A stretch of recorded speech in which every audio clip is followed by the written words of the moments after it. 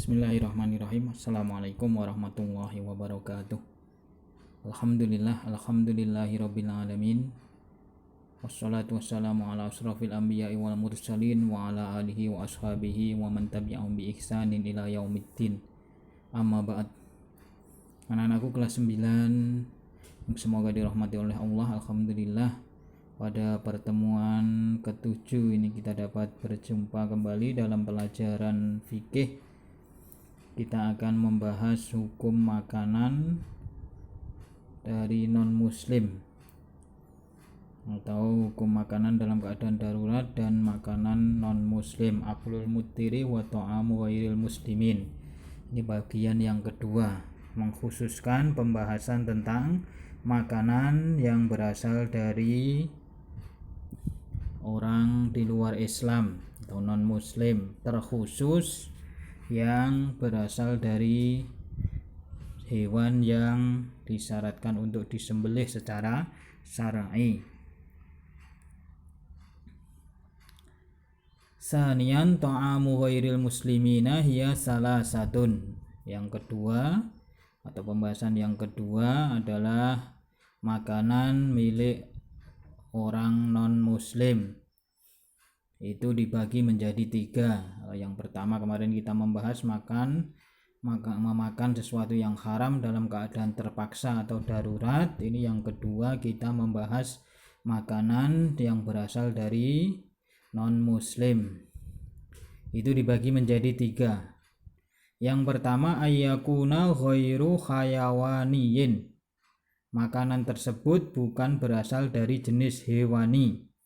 Biangkana nabatiyan au musannian min masdari nabaiyin, tetapi dari jenis nabati atau tumbuhan atau yang terbuat dari bahan-bahan tumbuhan. Wa hadan nau'u mubahun sawaun akanal kuffar ahlu kitabin am lam yakunu ahlu kitabin. Jenis makanan tersebut hukumnya mubah, baik yang berasal dari orang kafir, ahli kitab ataupun bukan ahli kitab. Nah, jadi yang pertama, jenis yang pertama, makanan yang berasal bukan dari hewan, atau dengan kata lain yang berasal dari tumbuhan yang tentu saja tidak beracun. Nah, yang berasal nabati itu meskipun dari orang non muslim, dari orang kafir, ya semuanya halal. Jadi kalau dikasih buah apel, buah jeruk dari non muslim halal dimakan. Itu jenis yang pertama. Kemudian yang kedua ayyakuna ta'amu min khayawanatil bahri kal asmaki au musanni'an minha. Yang kedua adalah makanan yang berasal dari jenis hewan laut seperti ikan atau terbuat dari bahan jenis hewan laut. Wa hadan nau'u mubahun li'anna khayawanal bahri la yahtaju ila tadqiyatin. Maka jenis ini, jenis hewan yang berasal dari laut, ikan, hukumnya mubah juga, karena jenis hewan laut tidak perlu untuk disembelih. Nah, ini yang kedua juga mubah.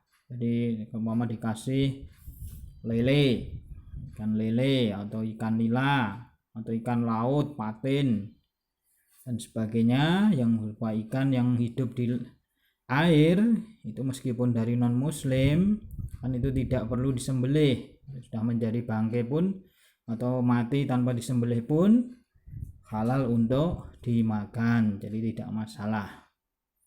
Kemudian yang ketiga ayyakuna ta'ama min luhumil khayawanatil barriyah. Makanan itu berasal dari jenis hewan darat, kal aghnam wal abqar wad dajat wa nahwiha, seperti kambing, sapi, ayam dan sebagainya. Au musanni'an min hadhil luhum, atau bahan atau makanan itu terbuat dari bahan daging-daging tersebut. Au qad dakhalat hadhil luhumu fi at'imatin ukhra, atau daging tersebut dicampur dengan makanan yang lain. Wa hukmu hadan nau'i yakhtalifu bihtilafi masdari hadhil luhum. walaha khalatani, hukum dari jenis tersebut di atas berbeda-beda sesuai dengan asal daging tersebut.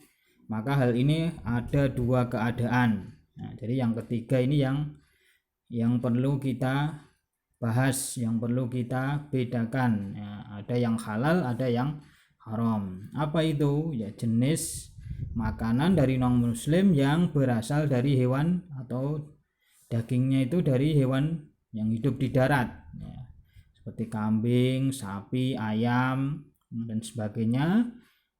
Nah, itu nanti harus dilihat dulu kalau itu berasal dari orang non muslim. Ya, keadaannya ada dua. Yang pertama, al khalatul awwalu ayyakuna masdaru hadhil luhum min biladi kuffariha laisu ahlu kitabin. Daging tersebut berasal dari negara-negara kafir, bukan ahli kitab. Kal wusnayain wasuyu'in wal mulakhidin wa ghairuhum. Ya, suyu itu negara komunis, wusnain itu ya, yang jelas bukan menyembah Allah, menyembah api atau menyembah matahari. Nah, itu maka dagingnya fa inna hadhil luhum muharramatun, maka daging tersebut dihukumi haram. Nah, jadi kalau kita dikasih makanan yang bahannya dari daging hewan darat, ya, yang itu terbuat dari negara-negara kafir, diimpor dari negara-negara komunis, nah itu kita harus hati-hati. Nah, karena mungkin penyembelihannya tidak betul, mungkin dicampur dengan hewan yang haram. Nah, itu ini dihukumi haram. Kemudian yang kedua, keadaan yang kedua, al khalatus saniyah ayyakuna masdaru hadhil luhum min biladi kuffariha ahli kitabin wa hukmuha 'alan nahwi tali. Ya, sumber atau asal daging itu berasal dari negara kafir atau negara yang penduduknya ahlu kitab. Nah, ini hukumnya nanti akan dijelaskan sebagai berikut. In alimna annahum la yudakkunaha bal yaqtulunaha bis-saiki al-kahrubai au bil khaniki au bid-darbi au ghairi dalik fa innaha la takhillu. Nah, jika kita mengetahui bahwasanya mereka atau asal negara ahli kitab, ya, Nasrani ataupun Yahudi, itu tidak disembelih. Nah, jadi proses penyembelihannya tidak betul, mungkin bisa ikatilkan disetrum dengan listrik, atau mungkin dicekik, atau mungkin dipukul, jelas itu tidak halal alias haram. Namun apabila yang kedua, in alimna an tadkiyatahum kanat kiyatil muslimin fatubahu dabaihuhum. Jika kita mengetahui bahwa penyembelihannya itu seperti yang dilakukan oleh orang-orang muslim, ya maka sembelihan mereka mubah, boleh dimakan. Sebagaimana dalilnya firman Allah Ta'ala, a'udzubillahi minasyaitonirrajim, wa ta'amul ladina utul kitaba khillul lakum, dan makanan orang-orang ahli kitab itu halal bagi kalian. Nah, jadi kalau makanan itu atau daging itu berasal dari orang-orang ahli kitab yang mereka juga bisa menyembelih sesuai syariat, tidak dipukul, sembelihannya itu halal, dagingnya halal. Tetapi kalau cara menyembelihnya sudah salah, ya menjadi haram. Nah, itu jadi jelas makanan yang berasal dari orang-orang non muslim, terkhusus masalah daging, itu kalau penyembelihannya betul, tidak dicekik, tidak dipukul, tidak disetrum, itu boleh kita makan, halal, meskipun berbeda agama, meskipun tidak istilahnya disebutkan asma Allah. Itu yang bisa kita bahas pada pertemuan kali ini. Semoga bermanfaat. Subhanakallahumma wa bihamdika asyhadu an la ilaha illa anta astaghfiruka wa atubu ilaik.